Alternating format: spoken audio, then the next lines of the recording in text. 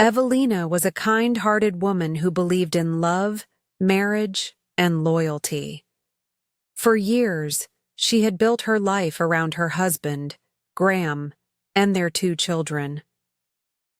She worked from home as a part-time translator, juggling French and German projects, so she could be there for her kids, especially her youngest son, who was still in daycare. Their home was in the quiet suburbs, a cozy place filled with laughter, toys, and warm memories. Graham was the one who worked in the city. He had a good job in a well-known IT company and earned enough to take care of the family's needs. Evelina trusted him completely. She thought they were a team. She thought they had the kind of love that would last forever. But everything changed in one moment. One afternoon, Evelina was driving near Graham's office. She thought about stopping to surprise him with lunch, maybe just a quick hello and a smile. But before she could pull over, she saw something that broke her heart. Another woman, tall and elegant with long, shiny hair and high heels, walked straight up to Graham. And then she kissed him. Not a quick, friendly kiss. A kiss like lovers share. Evelina froze. From her car, she watched her husband smile and hug the woman gently. Then they got into his car together and drove off. She couldn't move. Her hands shook on the steering wheel. Her heart beat fast. Her mind was full of confusion and pain. Who is she? How long has this been going on? Why didn't I notice anything? She asked herself over and over again. But there was no time to think. She still had to pick up their daughter Ivy from school. Evelina smiled through the pain as she picked up her child, hiding the heartbreak inside her. She still had to be a mother. She still had to be strong. That evening, Graham came home around 9 p.m. Evelina was just finishing putting their son to bed, while Ivy was in her room reading a book. Evelina had introduced her to the Harry Potter series, and now Ivy was obsessed with it. When Evelina came downstairs to the kitchen, Graham greeted her casually. "Hi, love," he said, leaning in to kiss her on the cheek. But Evelina turned away. Graham looked surprised. "What's wrong?" he asked. She looked him straight in the eye. "Graham," she said quietly, "is there something you'd like to tell me?" He seemed confused. "Like what?" he asked. "Today I drove past your office. I saw you outside. I saw a brunette woman come up to you. She kissed you. You hugged her like she was your wife. So, tell me, who is she? Do you have a mistress?" For a moment, Graham said nothing. Then he let out a deep sigh. "Yes," he admitted. "She's my colleague. Her name is Clara." Evelina felt like the floor had dropped beneath her, but she stayed calm. "And what now?" she asked. "You expect me to live like nothing happened? I don't want to leave you," Graham replied. "You and the kids mean everything to me. Clara, she's just what?" Evelina said, her voice rising. "You want to keep both of us? Are you serious?" Graham looked nervous. He hadn't expected this strength from her. "I'm not giving you a divorce," he snapped. "The kids need a complete family." "No," Evelina said with tears in her eyes. "You're a coward. You betrayed us. I'll never forget that." That night, Evelina slept alone in her room. So did Graham. In the morning, he left the house without a word, without leaving a note like he used to. Something inside Evelina had changed forever. Evelina's world was falling apart, but she didn't cry in front of her children. She kept moving, holding her pain deep inside. Her husband had betrayed her, the man she had loved and supported, the father of her children, had another woman, and he wasn't even sorry. What shocked her most wasn't just the betrayal. It was the boldness, the disrespect. One morning, just days after their fight, Graham walked into their home with Clara, the very woman Evelina had seen kissing him. Clara was pregnant, her belly starting to show, and she carried herself with arrogance like she already owned the house. They sat in Evelina's kitchen drinking tea. Not just any tea. It was the tea she had made earlier that day, along with pancakes for the kids. Clara smiled as if nothing was wrong. "What is this?" Evelina demanded, trying to keep her voice steady. "Why did you bring her into our home?" Clara didn't hesitate. "Soon, I'll be living here instead of you," she said with a smug grin, taking another bite of pancake. Evelina's hands trembled. "This is my house. My children live here." "Not for long," Clara shot back. "Your husband will be my husband. We'll take the kids too. We'll be a big, happy family." Evelina turned to Graham. She needed him to deny it, to say it wasn't true. Instead, he stayed silent. "Graham," she said, tears filling her eyes, "tell me this isn't happening." Graham looked uncomfortable. "I told you not to file for divorce," he said quietly. "You didn't listen. So now, I'm divorcing you. I'm taking the house. I'm taking the kids." Evelina could hardly breathe. "You can't do that," she whispered. "They're our children. I've raised them. I've been there for them every single day." "You don't make enough to support them," Graham replied coldly. "What do you even earn? Maybe $30,000. A year?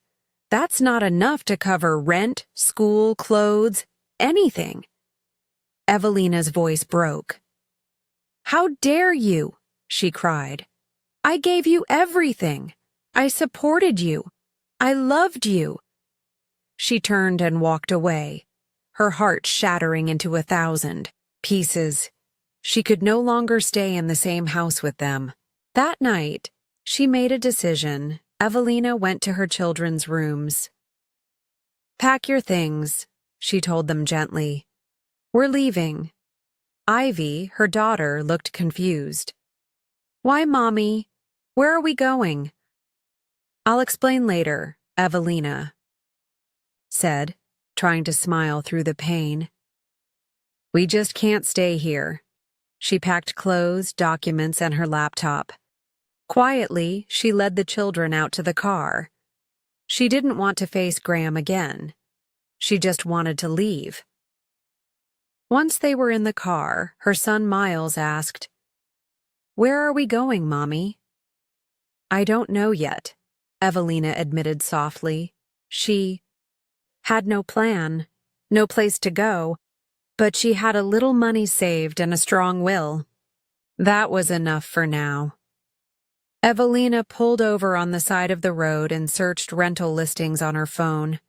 She found a small 2-bedroom apartment not far from Ivy's school. It wasn't fancy, but it was available. She called the landlord. "Right away." "Can I rent your apartment immediately?" she asked. The landlord hesitated. "Immediately?" "Yes. It's for me and my 2 children. We need it today." "All right," the man replied. "I'll meet you in 40 minutes. They drove to the apartment. Evelina looked around. It was small but clean. There was a store nearby, a pharmacy, even a small cafe. It would do. Inside, The apartment had fresh paint, simple furniture, and warmth. "We'll take it," Evelina said. The landlord handed her the keys. "If you need anything, call me," he said kindly. She turned to her kids. "Well, this will be our home for now. Pick your rooms." The children ran off to choose their spaces. For the first time in days, Evelina smiled. It wasn't the home she had dreamed of, but it was a new beginning. That night, as she lay in her new bed, listening to her children sleep peacefully in the next room, she promised herself one thing. "I will fight for them. I will protect them. No one will take my children away." And so began a new chapter in her life. After escaping from the house that once held her dreams, Evelina started over with her children in a small apartment. It was nothing like the home she had left behind, but it was peaceful, safe. She no longer had to see her husband or the woman who had taken her place. Still, Evelina knew this wasn't the end of the battle. It was only the beginning. She needed to protect her children, not just emotionally, but legally. Graham had already threatened to take custody in the house. He had money. He had connections. And worst of all, he was angry. He wanted to win, not because he loved his kids, but because Evelina had dared to leave him.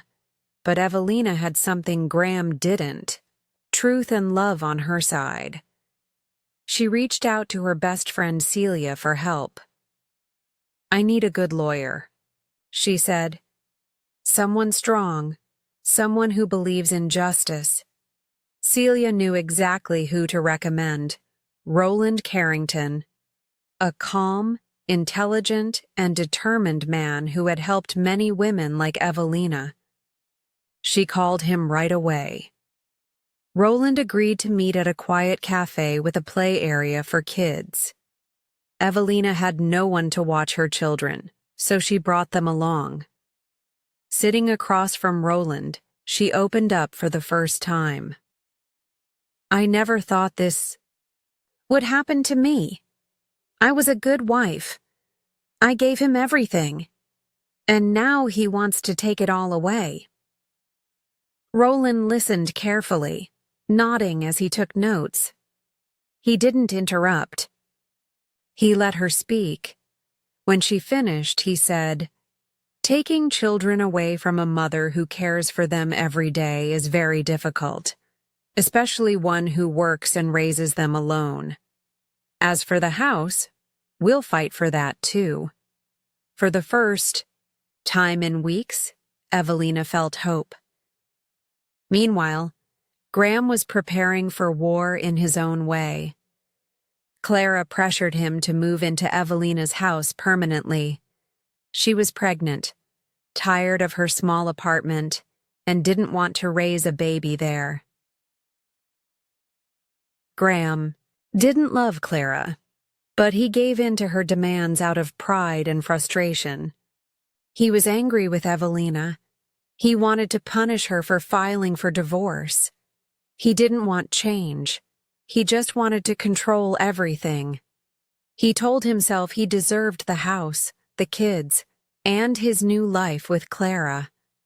But deep down, he didn't want the responsibility, just the power. Clara, on the other hand, wanted more than just Graham. She wanted the house, the family, the image of a perfect life. She didn't care what Evelina had lost. All she cared about was winning. But Roland was already working behind the scenes. He began digging into Graham's background and found something suspicious. Roland had a contact at Graham's workplace, someone in another department named Hugh. They agreed to meet for coffee. "Do you know Graham Whitaker?" Roland asked. Hugh nodded. "Of course. Ever since he got involved with that woman Clara, he's changed. There are rumors. Big ones. Roland leaned in. What kind of rumors? People say he's been leaking company secrets to a competitor. But no one can prove it. Roland's eyes narrowed. That's serious. Hugh nodded. Clara works in HR. She's very ambitious. And she was once rumored to be close to the CEO. But that relationship ended badly. Now Graham's trying to make moves in secret. This was exactly what Roland needed. If he could prove that Graham was leaking sensitive information, it could change everything. It wouldn't just hurt Graham's case in court. It could destroy his reputation completely. But Roland knew he had to be careful. He couldn't use rumors. He needed hard proof. He began planning, step by step, gathering information, talking to witnesses, digging deep into the company's inner circle. It wasn't easy, but he was determined. Back at home, Evelina focused on being a mother. She made school lunches, helped with homework, and tucked her children into bed each night with a kiss on their forehead. Her days were long, her nights were quiet, but her heart was stronger than ever. And now, with Roland on her side, she wasn't alone anymore. She was ready to fight, not for revenge, but for justice. For her children. For the life she deserved. Evelina's heart beat fast as she walked into the courtroom. Everything she had worked for, her children, her home, her dignity, was on the line. Her ex-husband Graham had filed for full custody of their children and demanded the entire house for himself. He walked in holding Clara's hand, looking smug and confident, like he had already won. Evelina felt a knot in her stomach but kept her head high. She wasn't alone. Beside her was Roland, her calm and determined lawyer, the only person who had stood by her since this nightmare began. The courtroom was quiet as the judge entered and began the hearing. The shared property was discussed first. Evelina and Graham owned a large countryside house and 2 cars. Graham claimed everything should be his. I paid for it all, he said loudly. Evelina didn't earn much. She worked from home, barely contributing financially. The judge looked up from the papers. And what was your wife doing during those years? He asked. She stayed home with the kids, Graham replied. So she raised your children while you worked, the judge continued. Raising children is work, Mr. Whitaker. A different kind of work, but no less important. Graham's smile faded. Then the judge turned to Evelina. Mrs. Kerr, what are you asking for? Evelina spoke clearly. I only want what's fair. Half of the house and the car I've been using. The children live with me. They need a home. I'm not asking for more. Just what we built together. The judge nodded. Thank you. That's reasonable. Then came the moment Evelina had been preparing for. Your Honor, Evelina said softly, I would like to call a surprise witness. There was a brief silence. Is this witness relevant to the case? The judge asked. Yes, Evelina said. Very much so. The judge agreed. Let the witness enter. The courtroom doors opened. Everyone turned to look. Graham's confident face turned pale the moment he saw her.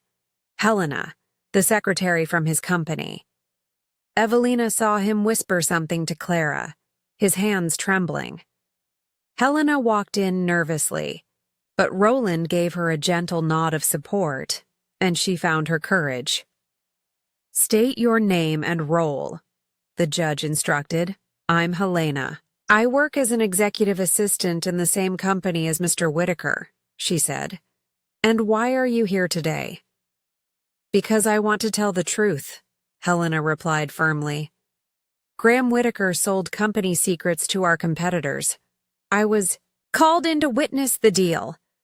The room gasped. Graham jumped to his feet. That's a lie, he shouted. She's making this up.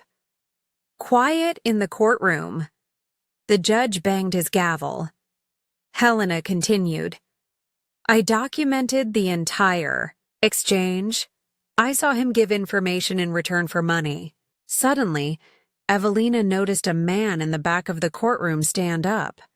It was Graham's CEO. His face was red with anger. So it was you, the CEO shouted. I knew someone was leaking information, but you? You're fired, Whitaker. Graham exploded in rage. You'll regret this, he shouted, pointing at Helena. The judge had seen enough. Security, remove Mr. Whitaker from the courtroom. 2 officers stepped forward and dragged Graham away, still shouting as Clara followed him out. The courtroom settled. Helena sat, back down. The CEO confirmed everything. Yes, there had been a leak, and yes, Graham had access to all the confidential files. The judge turned to Evelina again. Do you have anything else to say? No, Your Honor, she replied. Then I'll take a short break and return with the verdict, the judge announced. As the judge stepped out, Evelina turned to Roland, her heart pounding. He smiled at her gently. You did well, he whispered. No matter what happens next, you already won. The courtroom drama had ended in Evelina's favor. The judge ruled that she would get half of the shared house and keep custody of the children. Graham, her ex-husband, had lost everything he thought he could control. His secrets were exposed. His reputation was ruined and his job was gone. But for Evelina, this victory wasn't about revenge. It was about freedom. She could finally build a life where she and her children could live in peace. A few days later, Evelina received an unexpected call in the middle of the night. She had forgotten to put her phone on silent, and when it rang, she saw the name Roland on the screen. He spoke quickly and with urgency. Evelina, call an ambulance. 231 Willowbrook Lane. Apartment 4B, he said. Then the line went dead. Panicked, Evelina tried calling him back, but he didn't answer. She didn't know what had happened, but her heart told her something was very wrong. She called emergency services right away and gave them the address. A man might be in danger, she told the operator. Please send help. That night, Evelina couldn't sleep. She paced around the apartment, worrying about Roland. He had done so much for her. He had protected her and fought for her family. Now he was in trouble, and she couldn't even be by his side. The next morning, after dropping her children off at school and daycare, she rushed to Roland's apartment building. She knocked on his door. No answer. She banged harder. Still, silence. An elderly neighbor opened her door. Are you looking for Roland? She asked kindly. He was taken away by an ambulance last night. Evelina's heart sank. Just as she was about to leave, her phone rang again. It was Roland's number. Evelina. It's me, came his weak voice. Roland, what happened? She cried, relief flooding through her. I was attacked. In the stairwell. One of them was Graham. Evelina was shocked. No, that can't be. It was him, Roland said quietly. He was with another man. They beat me up. Graham said, if it weren't for you, I'd still have my job. They thought I was unconscious. Evelina's heart broke. I'm so sorry, Roland, she whispered. I never thought he could go that far. Luckily, Roland had survived the assault. He had bruises, a minor head injury, and some cuts, but he was recovering well. Evelina began visiting him at the hospital every day. She brought him food, fresh fruit, and warmth. Her care didn't go unnoticed. During this time, Evelina realized something. She had grown close to Roland, not just as her lawyer, but as a friend, a companion, and someone who truly cared for her and her children. He had never pushed her, never demanded anything. He was just there. Patient. Steady. Weeks passed. Roland got better and returned home. Evelina continued working, balancing motherhood and her part-time translation work. Roland, now out of the hospital, helped her however he could. Then one day, Graham called. Clara, the woman he had left Evelina for, was in the hospital with pneumonia and postpartum depression. She had given birth to their child, a boy named Calvin, but couldn't take care of him. Graham was overwhelmed. He asked Evelina to meet him at the country house to talk. Evelina was unsure, but she agreed. She still had to finalize things about the property, and maybe she needed closure. When she arrived, Graham greeted her, holding the baby. Clara was upstairs, sick and refusing help. Graham looked exhausted. You need to get her to a doctor, Evelina said. She won't go. Graham replied, helpless. Then call an ambulance, now. Graham finally listened. As he rushed upstairs, Evelina took the crying baby and began rocking him gently. Despite everything, she couldn't turn away from a child who needed comfort. When Graham left for the hospital, he asked her, Can you stay with Calvin until I get back? She nodded, and for a moment, Evelina stood in the same house where her marriage ended, this time holding another woman's child. But inside she felt different. She no longer felt weak or lost. She felt strong. She had survived the worst, and now she was standing tall. As Evelina held baby Calvin in her arms, she felt something unexpected: peace.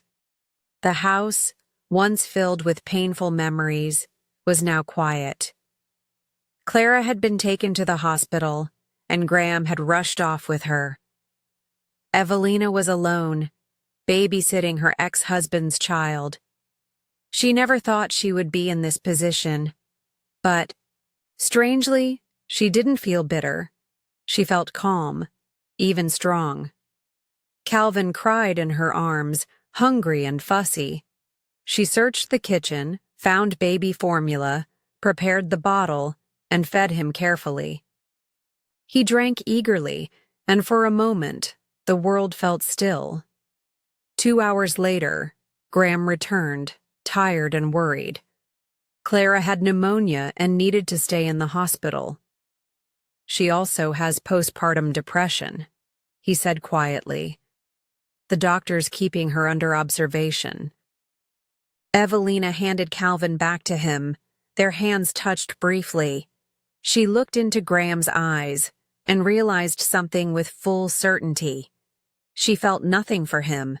No love, no anger, no sadness, just nothing. She had truly moved on. If you need help with the baby, let me know, she told him. I can stop by sometimes. Thank you, Graham replied softly. Later that week, Graham called again. He wanted to settle the property issue. I can't force you and the kids out, especially now that you're renting. he admitted. "I'll give you half the house's value. Will that work?" Evelina was surprised, but after thinking about it, she said, "Yes, that sounds fair." Then, almost as an afterthought, Graham asked, "Could you talk to Roland? Ask him to drop the assault complaint against me?" Evelina hesitated. "Do you understand what you did?" she asked firmly. "You attacked someone just for telling the truth." "I know," Graham said, his voice filled with guilt. "I didn't realize how serious it was. If I go to jail, Calvin will grow up without a father." Evelina agreed to speak with Roland, but made no promises. That night, she called him. "Roland, Graham is in a difficult spot. Clara is ill and he's out of work. Could you withdraw the complaint? For me?" There was a pause on the line. Then Roland answered warmly, "For you, Evelina, I will." Her heart softened at his kindness. "Thank you, my dear," she said, without thinking. The words came out naturally. They felt right. In the following weeks, Graham kept his promise and transferred Evelina's share of the house money. She began searching for a new home, a place she and her children could call their own. Roland helped her look. Together, they visited several apartments. Ivy and Miles even came along and chose the one they liked best. "This one," Ivy exclaimed. "It has cat wallpaper in the room." "And it has a playground," Miles added. Evelina laughed. "Then it's decided." Soon, she became the proud owner of a cozy, bright apartment filled with love and light. Ivy and Miles were happy, and Evelina felt proud. She had rebuilt her life from the ground up. For the housewarming party, Ivy had a special request. "Mom, can Roland come too?" "Of course," Evelina smiled. Roland arrived with thoughtful gifts, a smart assistant for Ivy, and a big remote control car for Miles. The kids ran off excitedly, leaving Evelina and Roland alone in the kitchen. And that's when she finally said it. "Roland, why don't you stay with us tonight?" His eyes softened. "I've been waiting for you to say that." In that moment, Evelina knew she had found not just a partner, but a home in someone's heart. Their love was gentle, healing, and real. Roland moved in shortly after, helping with chores, the children, and everything in between. He became a true father figure, teaching Miles how to fix bikes and helping Ivy with school projects. One day, Evelina ran into Graham at a cafe. He looked older, tired, and regretful. Clara had left him. He had lost everything. They spoke politely, and for the first time there was no tension. "You always deserved more," Graham said softly. "I just didn't realize it then." Evelina nodded. "We've both changed." He offered her the house. It was always more yours than mine, but Evelina gently refused. "My home is with Roland and the kids now." As she walked away, she felt light, free, and whole.